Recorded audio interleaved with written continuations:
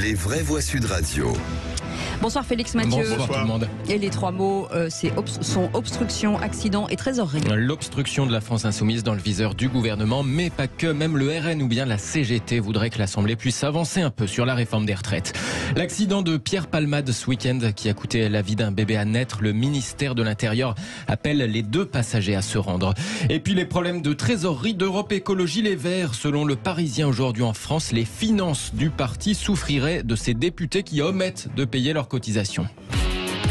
Les vraies voix Sud Radio.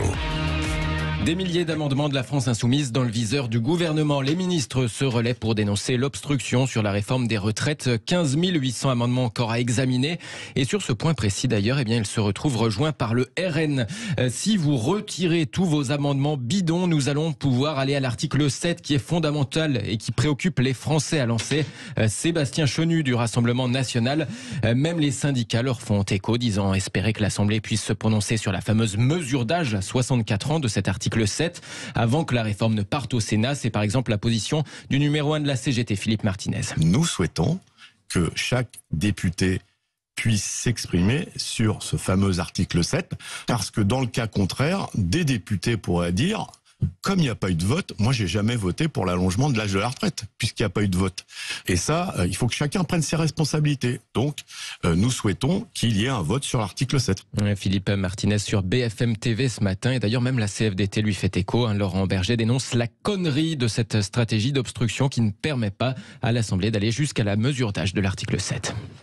Et venons-en ensuite à cet accident de Pierre Palmade ce week-end. Causé par Pierre Palmade, parce que dire l'accident, mais pas vous, forcément, ça laisse penser quand il est le responsable exclusif. Absolument.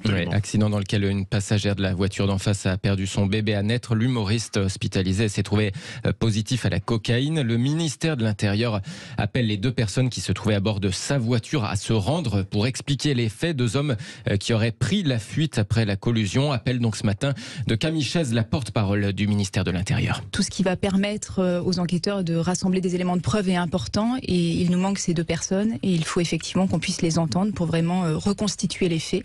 Je les appelle à se rendre dans n'importe quel commissariat ou brigade de gendarmerie pour expliquer les faits.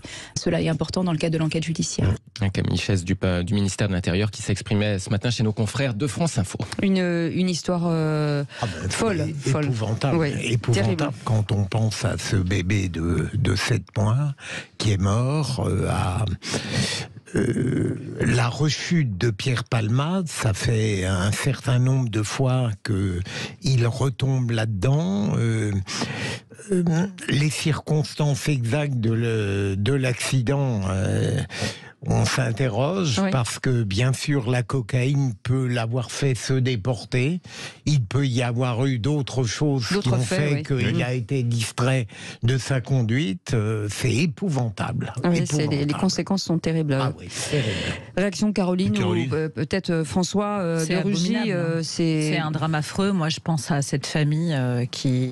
pour moi, est la seule victime. Il y a aussi un petit garçon de 6 ans qui est entre la vie et la mort. Il y a le papa qui est sorti du coma, sans doute. Donc, à voir par la suite, il n'y a pas grand-chose à dire. Après, on se pose une question. On a toujours l'impression que ces accidents de voiture, en tout cas ceux qui provoquent les accidents de voiture, ne vont assez jamais au tribunal. Il n'y a pas de prison, il y a assez peu de tribunaux. Est-ce que c'est le sentiment ? Est-ce qu'on peut imaginer aujourd'hui que, dans ce cas précis, que l'affaire de Pierre Palmade puisse changer quelque chose et durcir peut-être Philippe Bilger? Je crois qu'en tout cas, elle attirera l'attention sur l'importance de la conduite sous effet de cocaïne. Alors Cécile, c'est vrai qu'il est rare qu'on soit placé en détention provisoire, mais il y a tout de même, devant certains accidents qui ont été très médiatisés, qui ont abouti d'ailleurs à des morts, à plusieurs morts, sous l'effet de l'alcool ou de la drogue, il y a eu des peines d'emprisonnement fermes. Mais c'est pas tout de même la règle, la norme. François de Rugy, un mot? Oui, c'est très très dur de parler de tout ça en pensant évidemment aux victimes, à cette famille qui doit être dévastée.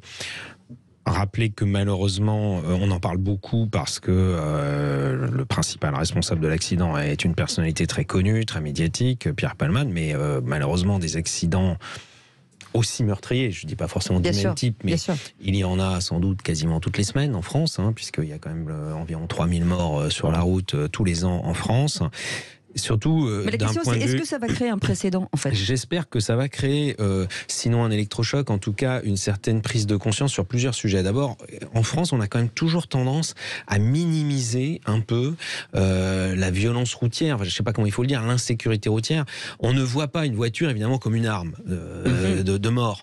Et c'est normal, c'est un objet pour se déplacer. Mais pour autant, on sait que si on ne la maîtrise pas bien, donc il faut toujours rappeler ça, eh bien ça peut être très meurtrier parce que c'est lourd, une voiture ça pèse 1,5 tonne, ça, avec la vitesse, etc.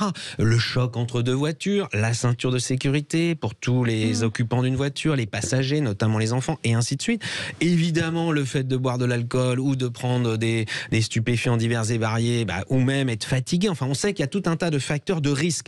Et je pense quand même que si on analysait les décisions de justice, c'est quand même moins pénalisé que d'autres causes de mort qui sont souvent non intentionnels. Je ne dis pas que les conducteurs mais quand même, il y a une responsabilité qui devrait, à mon sens, être un peu plus engagée pour que collectivement, on continue à progresser dans la lutte contre l'insécurité routière. Et on conclut par un sujet léger. Et puis, quand les finances des Verts font grise mine. Oui, c'est une info du Parisien.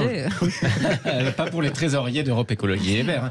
Parce que selon le Parisien aujourd'hui en France, vous savez, chaque mois, les députés écologistes, ça se passe dans beaucoup de partis d'ailleurs, sont censés reverser une partie de ce qu'ils gagnent à leur parti, Europe Écologie Les Verts, 1 500 € en l'occurrence. Sauf que certains écologistes seraient, semble-t-il, un peu tête en l'air, peut-être une sorte de phobie administrative. Après 6 mois de mandat, certains cumuleraient une très grosse dette, ce qui finit par engendrer un trou dans les caisses du parti. Ce manque à gagner s'élève aujourd'hui à 39 000 € à cause de ces élus qui ne reversent pas leur part, au point que les trésoriers du parti d'Europe Écologie Les Verts s'en seraient même plaints lors du dernier conseil fédéral. Ils n'ont pas un travail facile. Ouais. Ça s'appelle la thévenoudisation. Oui. Joli. En tout cas, c'est curieux de savoir si Sandrine Rousseau a payé. On va l'appeler, on va lui demander si Sandrine Rousseau nous entend. 0826 on peut quand même se poser la question de savoir si c'est normal qu'un parti politique exige d'un de ses élus de verser plus du quart de l'indemnité au parti. Je voudrais quand même rappeler que les indemnités d'élus, c'est marqué dans la loi, sont faites pour exercer le mandat de l'élu. Elles ne sont pas faites pour financer le parti.